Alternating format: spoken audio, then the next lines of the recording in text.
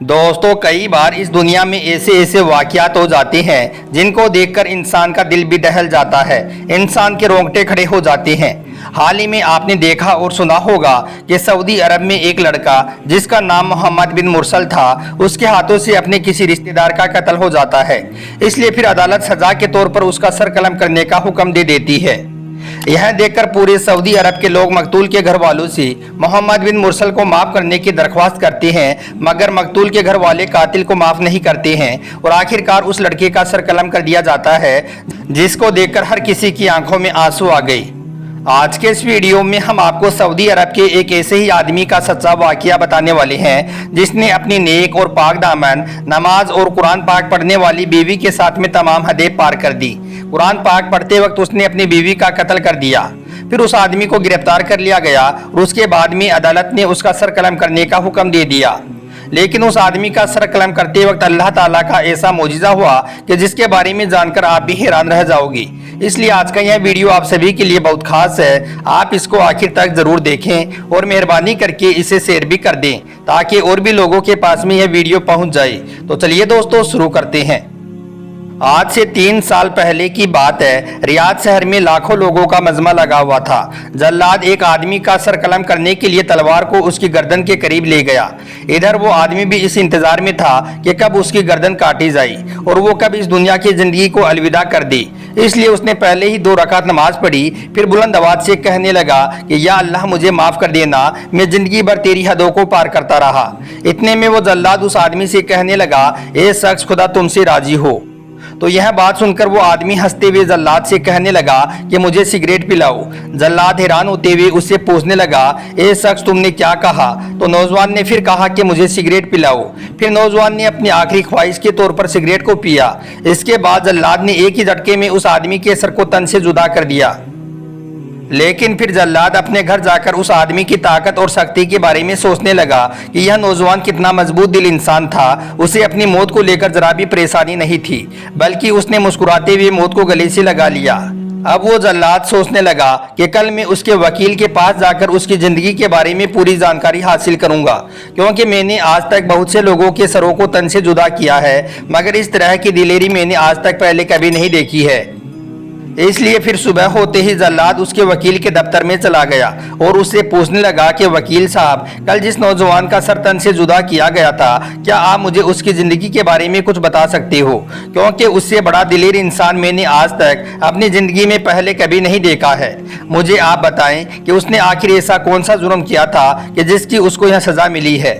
तो यह सुनकर वकील साहब जल्लाद को बताने लगे कि एक दिन मैं अपने दफ्तर में बैठा हुआ था कि तभी मेरे पास में एक कत्ल का केस आया, जिसके बारे में मालूम करने पर मुझे पता चला कि इस केस में मैं कत्ल करने वाले को आसानी से बचा सकता हूं। इसलिए फिर मैंने एक बड़ी रकम के साथ उस केस को अपने हाथों में ले लिया, क्योंकि मुझे इस बात का पूरा यकीन था कि यह केस मेरे मुवक्किल के हक में ही होगा। इसलिए फिर मैं इस केस को लेकर सऊदी अरब की बड़ी अदालत तक गया, लेकिन मैं उस आदमी को नहीं बचा सका। बड़ी अदालत ने भी उसकी मौत की सजा को बरकरार रखा। मैं दिन रात उस नौजवान की जिंदगी के बारे में दुआएं करता रहा, मगर मेरी कोई भी दुआ कबूल नहीं हुई। एक दिन मैं काजी के साथ में इस केस को लेकर बहस कर रहा था कि तभी मैंने नजरें ऊपर उठाकर देखा तो मेरा मुवक्किल हथकड़ियों में जकड़ा हुआ मेरे सामने खड़ा था। उसकी जुबान पर मेरे लिए तसल्ली के जज्बात थे। उसने हिम्मत जमा करके मुझसे कहा, वकील साहब, मुझे बरी नहीं होना है, आप मेरे इस केस को छोड़ दे तो अच्छा होगा। वो नौजवान शुरू दिन से ही मुझसे ऐसा कह रहा था, लेकिन मैं यह मानने के लिए तैयार नहीं हुआ, क्योंकि मुझे पूरा यकीन था कि मेरे मुवक्किल को चंद सालों की सजा तो हो सकती है, लेकिन उसे सजाए मौत कभी भी नहीं सुनाई जा सकती है और उसकी वो सजा भी फिर बड़ी अदालत में माफ हो जाएगी।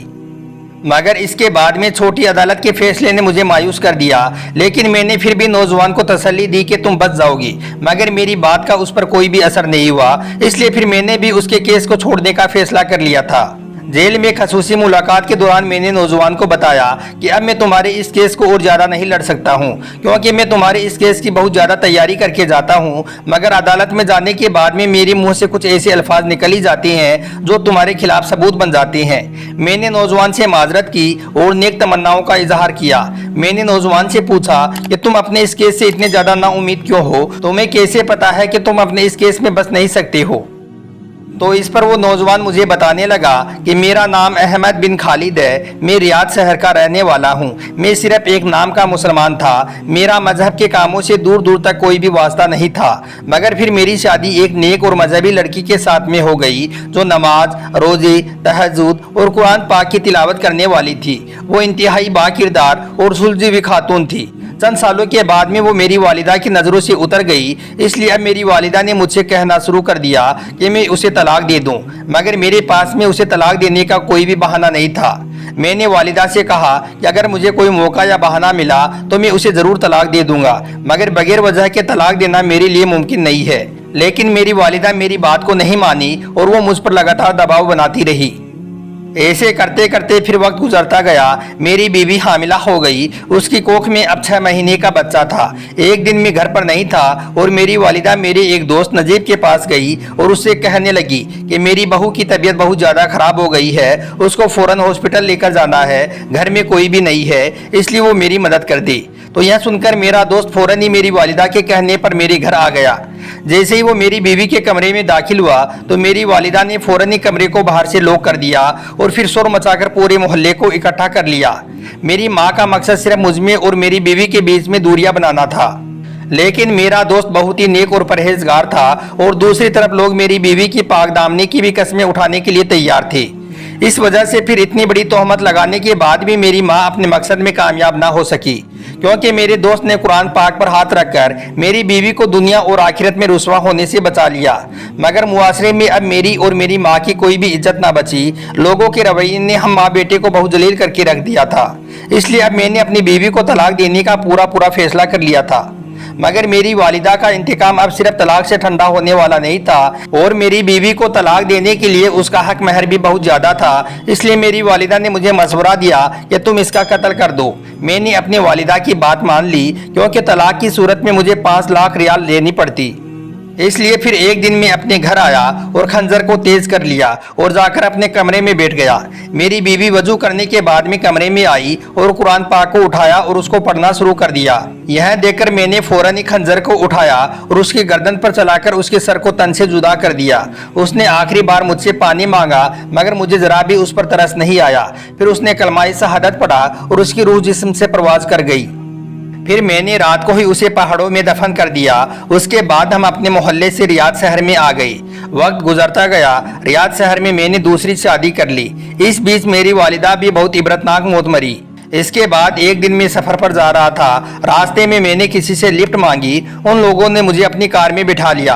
कार में बैठने के बाद में मुझे पता चला कि मैं जिन लोगों के साथ में बैठा हूँ वो तो किसी का कत्ल करके भाग रही हैं। यह देखकर मैं बहुत ज़्यादा डर गया। इतने में ही रास्ते में पुलिस वालों ने हमें गिरफ्तार कर लिया।